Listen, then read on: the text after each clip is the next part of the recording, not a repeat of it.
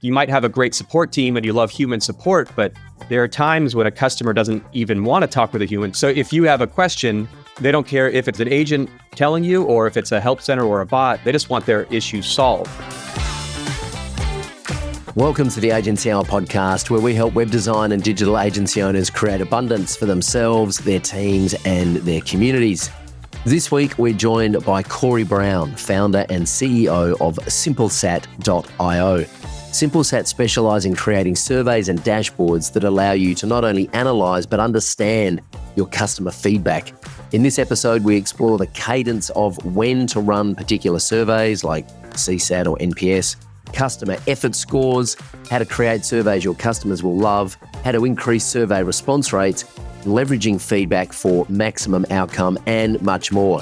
Who knew gathering customer feedback could be so much fun? So if you're struggling to decipher your analytics and you want to dive deeper for insights, or you want to craft custom reports to find specific answers, then this episode is for you. I'm Troy Dean. Stay with us. Ladies and gentlemen, welcome Cory Brown to the Agency Hour podcast. Hey, Cory, how are you? Good. How you doing, Troy? I'm very well, thank you. Thanks for joining us here on the Agency Hour podcast. Those who are listening to this probably won't know who you are, so just give us the too long didn't read version. Who are you and what are you doing? What are you doing here on the Agency Hour podcast? Yeah, sure. So my name is Cory, and I am the founder and CEO at Simplesat. Simplesat is a customer feedback management platform which helps businesses collect and measure and improve from customer feedback. Before Simplesat, I co-founded Pronto Marketing with my dad, and here in Bangkok, Thailand, which is now one of my college friends, Tim, is running the company. Tim Kelsey, who's a Maverick. So after basically I was doing Pronto for quite some time. And managing our project managers. This Pronto's an agency doing website management and online marketing. But we were using Zendesk. Wasn't happy with the CSAT options or the survey options that Zendesk had to offer. This was like 10 years ago. So, use some tools that were available. Nothing was that good. There was too much spam, and we didn't like Zendesk's binary scale. So, that's just when it got in my head that there could be something better, because we're collecting feedback through Zendesk, where our CSAT score was consistently like 98 or 99 or 100%, but we knew that we were far from perfect. So how could we and it's again more stuff just getting in my head. How can we design a survey that could have us get a lower score so we could actually improve our service? How do we increase response rates? So anyways, that's like kind of the genesis of the idea at Pronto. And then maybe about 5 years later, we decided to bite the bullet and start a SaaS company kind of within Pronto. That was about 7 years ago. So Pronto's kind of been our big sister or mom or whatever. But yeah. So that's kind of the short story. I hadn't connected the dots before you came on, but Tim's told me a lot about you and your dad. And now I realize who he's talking about. And so I have a question before we dive into Simplesat. How was it hiring? So Tim is now a coach at Mavericks Club. He went through our program and he's now a coach here. How was it kind of relinquishing control of an agency that you'd started with your dad and having someone else come in as a general manager? I think it's a really interesting conversation point. What did you have to kind of get? Where did you have to arrive in your head so that you could make that transition? Yeah, good question. I guess like over time, I moved around a lot. I wore a lot of hats at Pronto. I was our, managing support and production teams. I moved to R&D. I moved to be head of marketing, and then moved to be managing R&D again. But kind of towards the end, I was like kind of relinquishing control, which is a good and a bad thing. Because I was kind of first time manager doing a lot of this as well. But I realized when I was just managing our R&D team, just a team of like 12 developers, like, whoa, I have kind of no control in the company anymore. Not control over pricing, over marketing, over the website quality or sort of thing. So it was kind of like sad and scary, but at the same time, watching Pronto continuing to grow and thrive without me being so involved was really great. And Tim was kind of gradually taking control more and more. And I was just getting more and more passionate about Simplesat and the SaaS project that we were doing. So I think it was pretty. I was like, it was a natural thing. Like it kind of happened over time, and Tim was just doing a better job than I ever could have done at all those management things. So I guess reflecting back, I think it all went pretty well, and we're all Got happy it. with it. Yeah. And there are a few players in the. How long have you been running Simplesat, and what was the competition like at that point? Hmm. Because I admit I've been super frustrated with the. Hmm. I think I was using SurveyMonkey at one point to do an Hmm. NPS because it was the only Right. platform that allowed me to do an NPS and then to do all the calculations in the back end to actually give me a score out of the -100 to Yeah. +100 scale. What was the competitive landscape like when you started Simplesat, and what gave you the conviction that you Hmm. could fill a gap in the market? Yeah. Yeah. So not as much competition as there was now. Obviously, it's probably as is the case with most type of things like this. But the the um the thing that gave me the conviction, or like the big idea, because we had this idea for like a better survey tool, but it was like kind of what is that exactly? And have you heard of Office Vibe? It's an employee satisfaction Oh, tool. no. It's really good. So Pronto was using that. Maybe Pronto still uses it. We've kind of used it off and on, but it's surveys and all the analytics, but only for employee feedback and stuff. And their surveys were very kind of fun and engaging, like borderline just cute, kind of animated a little bit. And I remember seeing that survey, and that was like kind of the aha moment of, oh, like we can have fun with this. It doesn't, if you think about even like Typeform or something, their design's really beautiful and stuff, but no one's really having fun. So that was kind of the idea. We can have fun. We can have, so like at Simplesat, we have these rating icons. We have like bouncing thumbs and these smiling cats and stuff. And trying all of our surveys, we were inspired by Tinder actually. Like when you answer a question, like the cards swipe over to the next one. So like what it's like, oh, okay, we could make something that's almost like a game, or almost like, fun and entertaining, that can actually improve a business's images. It's like, this is our, you're asking a customer to answer a survey, but it's also like, here's how cool we are. Here's how buttoned up, and here's how good our brand looks. So that was definitely the start, and like the kernel idea. Love it. Apart from agencies, which we'll talk about in a moment, who's the ideal client profile for Simplesat? And were you clear about that when you started Simplesat?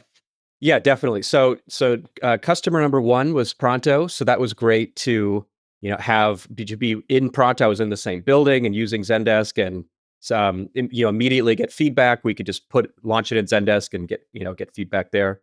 Um, but then shortly after, the target we knew was going to be managed service providers, that IT consultants, which is Pronto's main ideal customer. So that was a very natural customer base to market to, because Pronto already had hundreds of MSPs.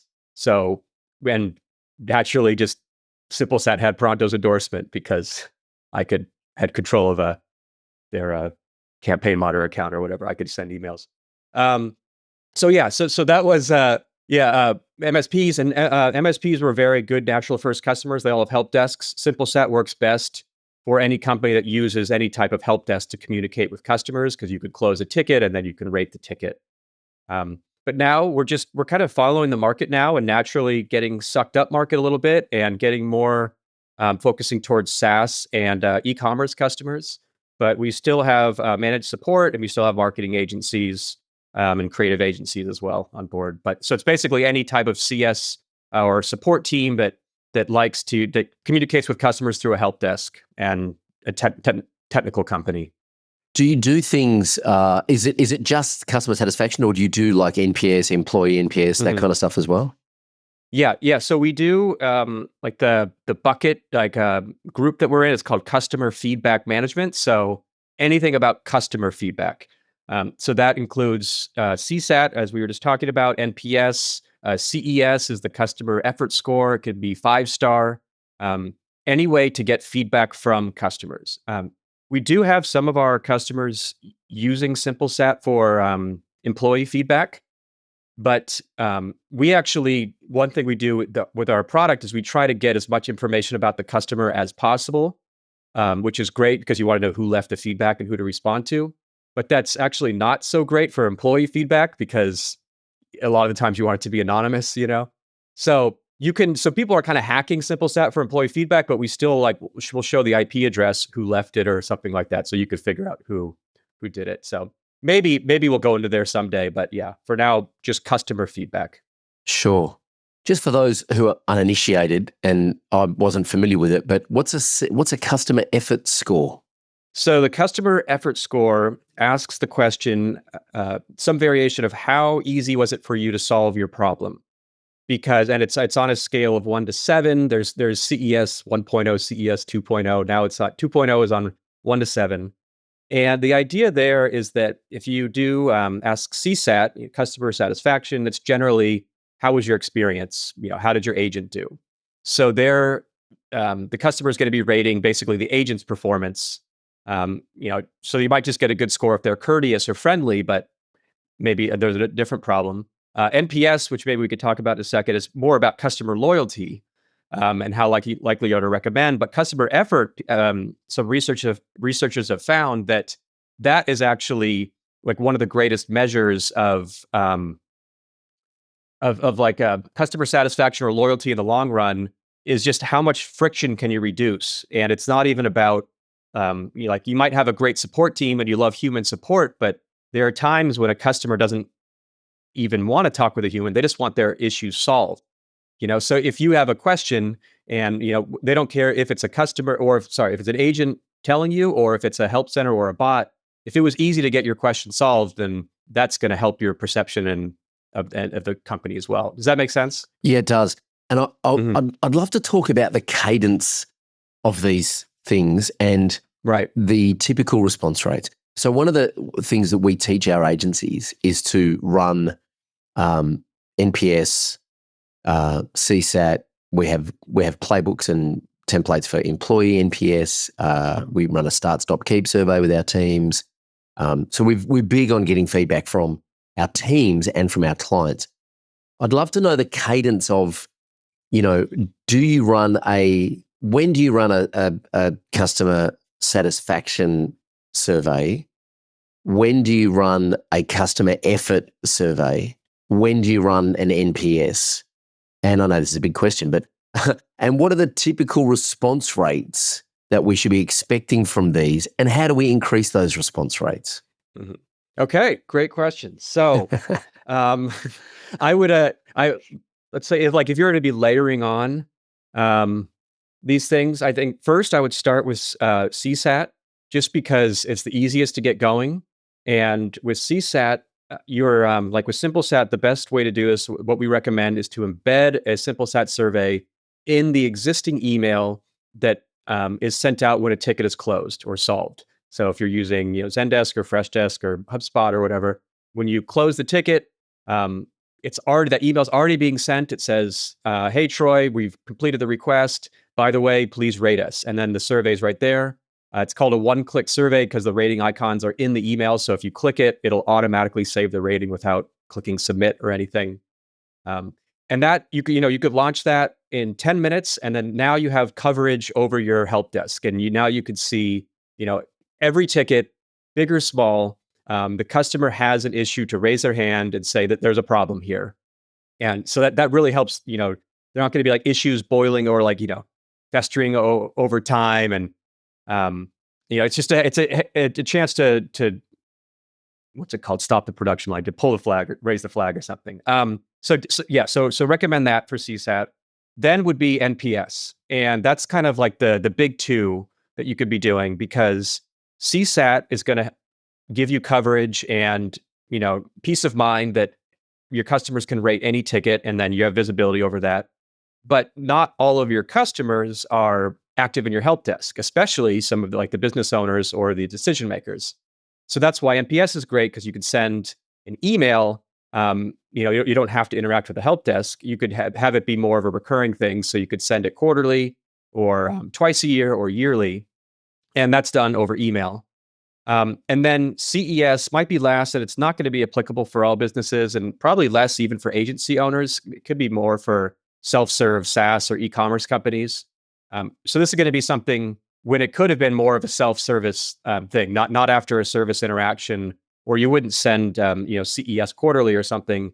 It could be after you read a help desk article or something, or went through a chat bot or something like that. So that's kind of getting more technical or tactical. So, but the two big I would recommend would be CSAT and NPS. As for response rates, I think it's pretty similar to what you see with email marketing, somewhere between like 5 and 40%, depending. It could really vary depending on basically the smaller the company is, and the better relationship you have with your customers, the higher it's going to be generally. So we've seen like 5% with way bigger SaaS customers that have tens of thousands of customers that people aren't going to be as engaged. Got it. Sorry, I might have missed the frequency of an NPS. So I get customer CSAT is like when the ticket's closed, NPS, how often do we run them? Yeah. So I think it could be anywhere from quarterly to yearly. And it's just, I would recommend starting quarterly, and then you can tweak it just based on the responses that you're getting. So maybe at first, like the first 2 quarters, you'll get a lot of responses, and you might start to see drop-offs because customers, quarter can be a long time. It can also be or a short time, but it can also feel like a long time or short. But if people, sorry, but customers just might say, I already answered this 3 months ago. My my opinion hasn't changed. So just play with the frequency based on how many responses you're getting. Got it. And NPS, is that also delivered via email, or how else is it delivered? Yeah. So email or in-app are the two most popular cases. And so Simplesat, we have different delivery methods. You can send through email or embed in the app at the moment, or a direct link. You can do a QR code. But for agency owners, I'd recommend email. But more for a SaaS or an e-commerce company, we have a delivery method where I'm sure you've seen this before, like similar to like the chat apps or something. We can have it pop up once you log into the app, and that's great to increase engagement as well, or get people that might not be reading their emails. Mm. I've spoken to some agency owners who, and I understand, and I think I know the answer to this question anyway, but I'm going to ask it for the benefit of people who aren't inside my brain. The agency owners who want to incentivize people for giving feedback, right? So it's not, hey, we'll give you an Amazon voucher if you give us a 10 out of 10. It's like, we'll give you, you go into the draw to win an Amazon voucher if you just fill in this survey because we want feedback. Is there any? What are the problems or the pitfalls with doing that, or is it a good idea? Yeah. So, well, I know that offering like Amazon gift cards for leaving like G2 or Google reviews works, and I fully support that. That's a great campaign. I've seen it less for like answering the survey, and that might actually be a bad thing if you're offering so much money, because then you're kind of like guilting them into giving a good score. The most effective incentive campaign I've seen actually is donating money, saying like, for every rating you give, we give $1 to this foundation or something like that. That works especially good for smaller businesses that are local in the community and their customers are all local. So that's the one I would recommend. It's like, way less than, you don't have to do $25 per rating or something. It could just be $1.50, but you just say, every time you're giving us feedback, you're supporting this food shelter or something like that. That's great. That's good. I like it. With what happens? I mean, this is probably outside the scope of what you guys do, but you must have seen inside lots of businesses and agencies who are using these. I've always thought, it's frustrating getting data and then not knowing what to do with it. So how does I'll talk about agencies in a moment, but how does a business owner get data from customer satisfaction survey, and what are they typically then doing? Like, are most people taking action based on the data that they're receiving, or is it just a pretty dashboard that makes the C-level suite feel good about themselves? So and like in Simplesat, or I guess any feedback reporting, I think one way to look at it is high level and like really zoomed in. So like at a high level, like you're saying, executive C-suite, we have dashboards, and you could view your 90-day rolling average for CSAT and NPS. And what's important there isn't necessarily like the exact score, but it's the trend. With anything, let's say tracking marketing stats or anything.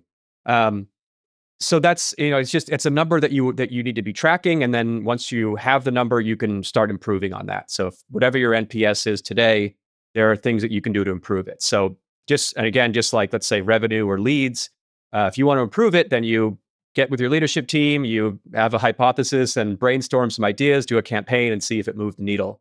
So that's kind of like a high level. You need the score. Once you have a score, you know if you're positively impacting it or not.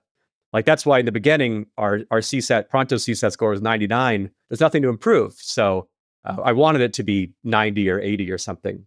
Because Yeah. I've done this in the past, because you can game Yeah. the system, right? You can, in fact, Exactly. there's a tactic. I notice you suggest this as well, which is slightly different. But if someone gives you a 5-star review, you then redirect them to a Google review or a Facebook review page and say, "Hey, Right. that would be great. Can you share this on social?"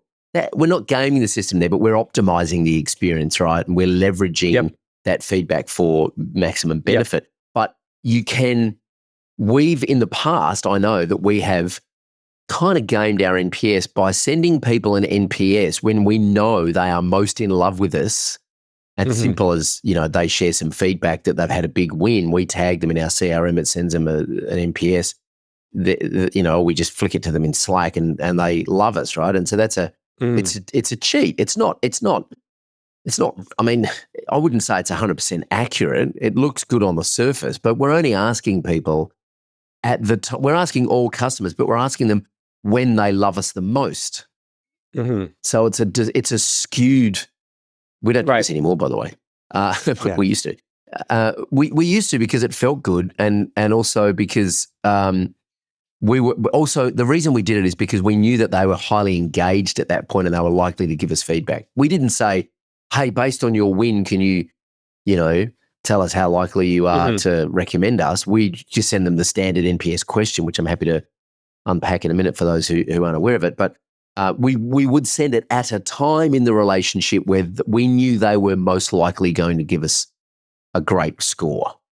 Yeah. So I guess like what I would recommend there is, and in Simplesat, you could do like one-off, you could just do batches, like send all at the same time. But we also have a feature where you could spread it out over time. So based on the audience size, it'll spread it out over 3 months or 6 months or whatever you do. And it's essentially random.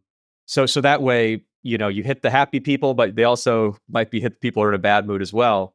But you really want that negative feedback. You got to lean into it because, you can share these scores with the public, with other agency owners, but you want bad feedback internally because that's how you're going to improve. And I think so the next part, so there's like your kind of high level dashboards, but zoomed in, and I think really maybe where the magic happens is all this real-time feedback that you're getting. So you can integrate Simplesat with Slack or Microsoft Teams, and we have email notifications. So whenever you get a response, it instantly is sent to a Slack channel, and then the team can look at it and celebrate a win or close the loop with an issue.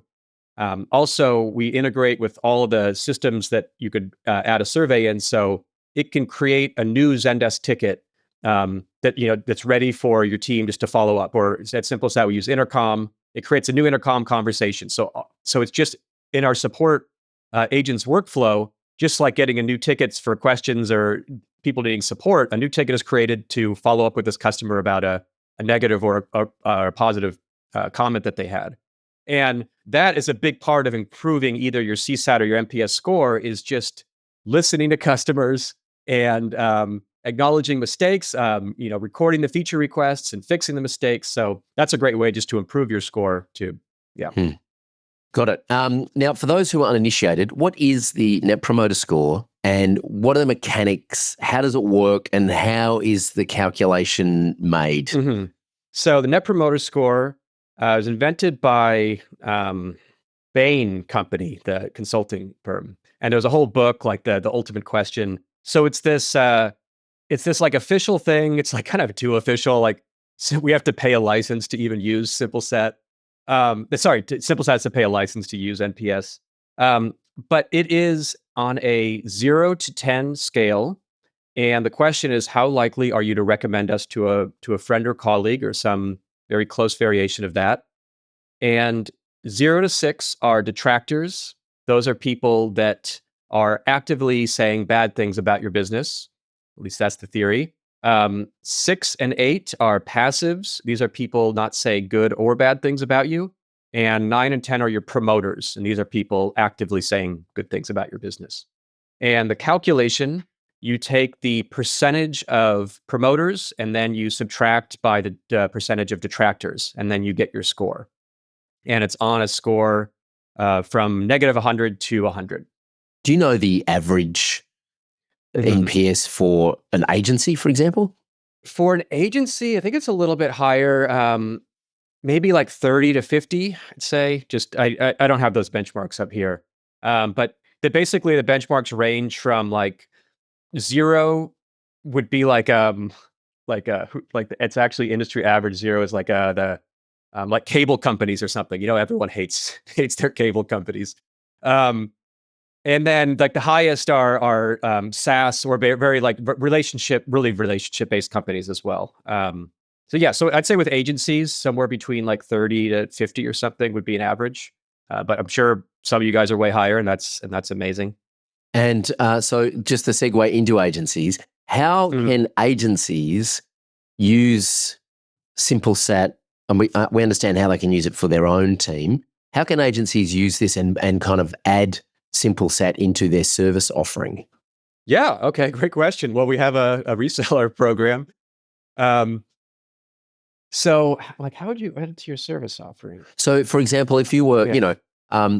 if you were, I just had a call this morning with one of our agencies who's a Shopify agency. They're essentially, CRO, email marketing, Mhm. ad management for Shopify store owners. And so I imagine that SimpleSat might be something that they could recommend or add into their offering to give them data so that they know what to improve for their clients. Yeah, yeah, definitely. So we have a referral and a reseller program. So the reseller, you could actually own the billing relationship, and we bill you. We don't have a white label system, so the customers would still be dealing with SimpleSat and everything. But yeah, it could be great because we have a great support team, but we're remote. We're in Thailand and Philippines. So if some businesses might want more of a personal or human touch there, so we could work with whatever agency to help set things up or write the intro, outro, email copy to the NPS survey or anything else that they need help with. Who typically are the resellers and the referral partners? Are they coaches? Are they business coaches? Are Mhm. they I imagine the fractional CMO guys at Growth Connect are going to be Yeah, like yeah, suggesting this. Yeah. yeah, exactly. So some agencies, basically any type of agency or consultant, from marketing consultant, IT technology consultant. There's also like CX or CS, customer service, coaches and consultants as well. Um, we have like software resellers, Zendesk and Salesforce resellers that um, I guess they're kind of resellers, but also like value add consultants as well that help you set up your Zendesk or HubSpot instance and everything. So that's a natural good partner as well. Got it. Got it. And in terms of, I'm just stalking your website here at the moment. In terms of how have you grown? I can see you're doing a fair bit with content these days, but in the early days, how did you get SimpleSat into? I know there are people listening to this that are either in agency moving to software or are just in software. How did Mhm. you get your first 20 or 30 customers? How Yeah. did you hack your way to relevance, as they say? Well, yeah. Well, it's like I said, I hijacked Pronto's email list. Uh, and because Pronto had over 1,000 customers, and so I had 1,000 companies to email and say, "Hey, new from Pronto. Now we got this thing." So I mean, that was it. That was how we kickstarted it. And I think it's a natural progression for agency owners to go into the SaaS business because SimpleSat is bootstrapped. So with an agency, it's like just a ton of work, but you build up this revenue and then you can fund something else. And then you have a customer base as well. And you have, like, as an agency, you have kind of closer, more personal relationships with customers that, like I built websites for a lot of the customers years earlier, so they knew me and trusted me. So yeah, that was a great launching pad just to hijack Pronto's list. Got it. And what are you doing? What does the marketing strategy for Simplesat look like these days? Is Pronto Marketing in charge of the marketing for Simplesat? No, it was. It was too awkward to like be kind of still an owner of the company and then asking people to help with it. It's like you kind of want with an agency, you kind of want someone to yell at. Things go wrong. You can't yell at my own team. But yeah, the main source of leads now is still organic word of mouth and mainly from marketplaces, because Simplesat works best as an add-on. If we're an add-on to either a help desk like Zendesk or Freshdesk, or a CRM, Pipedrive, HubSpot, Salesforce, or something, we want to integrate and link with the tickets. And also, when feedback comes in, we can update the contact in HubSpot, like update a custom field, like latest NPS score, latest CSAT score, or something. So we're in all of those marketplaces. So when a prospect, someone's using HubSpot and they just go, I want to integrate NPS with HubSpot. They Google that, or they go to the marketplace and we're there. So that's still number one for us. Got it. I need to talk about AI because I'm firmly of the belief that I don't know how long it's going to take, but I'm very excited about spatial computing and AI, and I'm really looking forward to not having a bloody screen in front of me and wearing smart glasses and being hands-free. First of all, how are you guys seeing AIs impacting your space, and what's your take on, I know this is completely off topic, but what's your take on how things are going to roll out over the next 3 to 5 years? Yeah. So we're actually doing we did one AI feature last year. Was basically you could just type in a prompt and we suggest 5 questions based on that prompt. So you could say like, give me a in-flight survey, and it'll give you 5 things about an in-flight survey or something like that. But we're working on a bigger AI feature at the moment, which we're actually going to release this or next week, which is about topic analysis. So every time you submit feedback now, we're integrating with OpenAI GPT models, and it'll read the feedback and associate a topic with it and a sentiment for that topic. And we have a predefined list of topics. So it could be like positive timeliness if they responded quickly, but negative problem resolution because the problem still exists or something. So for a business like Simplesat, that's what AI is really valuable, because there's so much data. Just like you were saying earlier, how do you actually make sense of all this data? If you have, it's great to have a bunch of feedback, but how do you use it? So that's where we really want to start using AI, where you could have these common themes bubble up, to the surface. We've been training the models over the past month or something, like reading a bunch of customer feedback. And it's crazy. Like some businesses, their number one complaint is for e-commerce companies, is about like delivery timeliness or delivery tracking. Like maybe wouldn't have thought about that. Or we have a crypto company whose people are complaining about account verification. They take a picture of their ID and it's not working, and they're really frustrated that they can't get started. So AI can help kind of, I think, uncover those themes and just like present it and package it for you in a very simple way. Like, here is your bright spot, and here is your problem areas, and here's what you need to improve. So we see a lot of potential there with AI, basically making sense of a ton of data and packaging it in a useful way. Do you think there's going to be a lot of jobs replaced in customer support by AI? There might be. I mean, I guess you need to, like, maybe like in any role with AI, I think you need to think that, it's not like AI is going to replace your job. The things that's going to replace your job are people who know how to use AI. And you're still, you're going to have a human touch and support. Like some good examples are, dealing with exceptions or something, where if you have a bot that, it's going to follow your rules exactly. So what if, there's no refunds after 30 days and it's on the 31st day and you have a good excuse? And, so for stuff like that, you need a human to help with that. I'm not really a technologist or a visionary with that sort of thing, but I think that it's not going to replace 100%. It's just going to be a tool. Like computers and the internet and all these applications we use now. So you just got to know how to use the tool. Yeah, I agree. I am very impressed with, we're using a tool called CloseBot here, which is designed to basically send messages to your database and get them booked in for a demo. And I'm very impressed with their support. I log into their interface as a customer. They're a SaaS product. I log in as a customer. I go to the support chat widget down the bottom. I ask a question, and they've built an AI bot that actually goes through all of their support docs, which are very well documented and very comprehensive. And I haven't had to talk to someone yet because they are constantly updating their support docs, and they also run weekly videos, which are all then transcribed and turned into support docs, I imagine, with AI.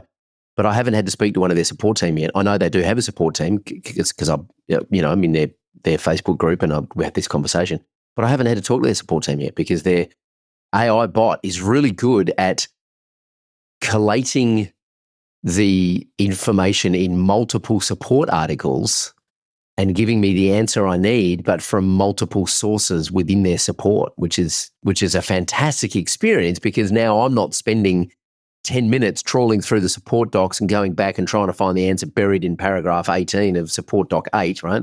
The bot just gives me the answer.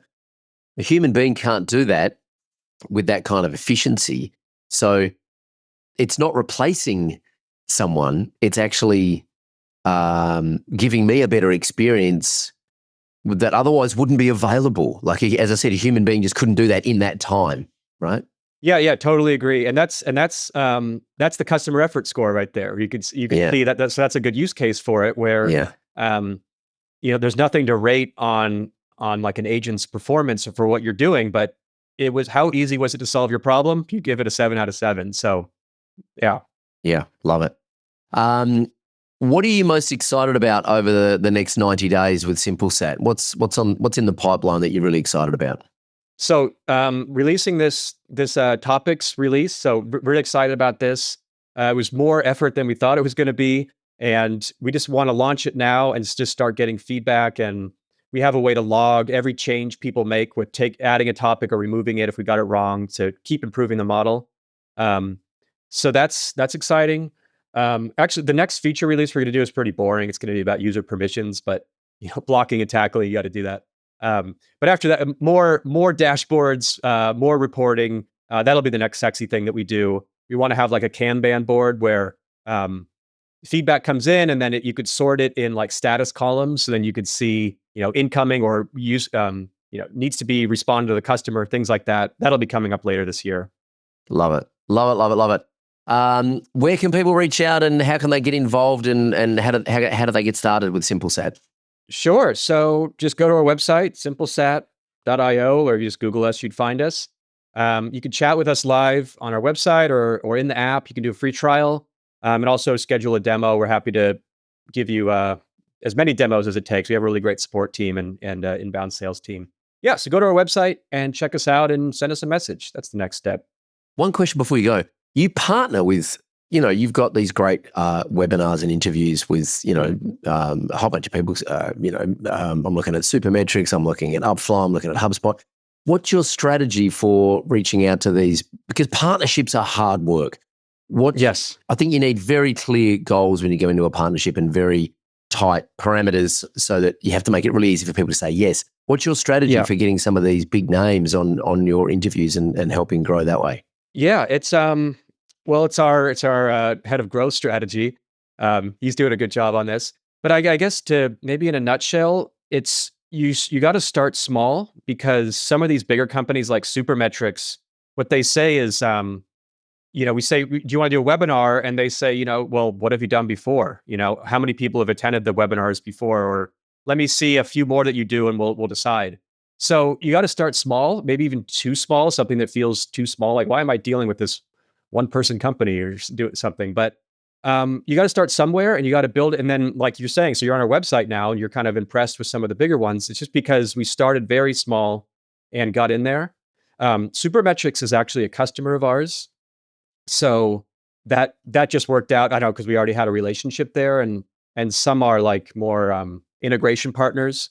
But Yeah. Okay. So starting small, and like the second one would be being a value add. So we do all the work. We design the slides, whether it's our webinar or their webinar.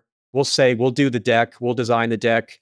After the webinar is done, if there's a lot of good content, we try to turn that into an ebook that we give them and we can use as well, and that's all just free.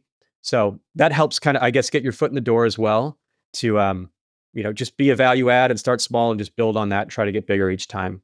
Love it. Awesome. Hey, this has been super helpful. I'm glad we connected. I'm glad I know now who Cory is. When I hear Tim talk about Cory, I'll be able to put a face to a name. Thanks for hanging out with us. And we'll look forward to keeping the conversation going, and all the best with Simplesat. Yeah. Well, thank you very much, Troy. This has been great. Hey, thanks for listening to the Agency Hour podcast. And a massive thank you to Cory for joining us. MavCon, our next live event, is happening in San Diego in October. And you don't have to already be in Mavericks Club to attend, but it will sell out. So if you'd like to get a taste of what it's like to work with us to help you grow your agency, and you want to tap into the amazing community of mentors and other agency owners, then check out the link in the description and book your ticket to MavCon today. All right, folks, remember to subscribe and please share this with anyone who you think may need to hear it. I'm Troy Dean, and remember, Venus is the only planet that rotates clockwise.